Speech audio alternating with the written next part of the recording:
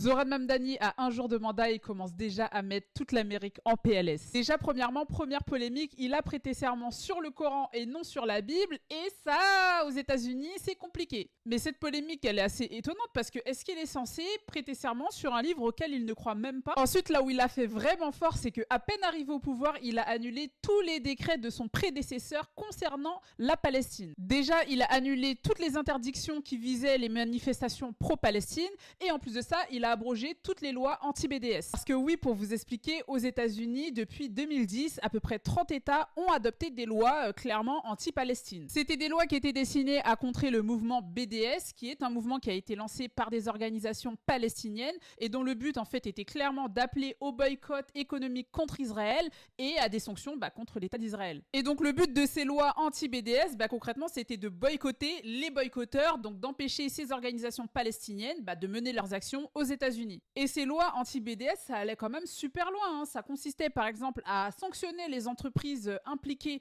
dans le BDS en suspendant toutes les aides pour les retraites par exemple. Et Zoran Mamdani, lui, dès son arrivée, concrètement, il a mis fin à tout ça. Il a dit que clairement, les Palestiniens de New York ne seront plus exclus. Il a aussi dit qu'il s'apprêtait à geler les loyers et à taxer les riches. Donc vous, dites-moi ce que vous en pensez dans les commentaires.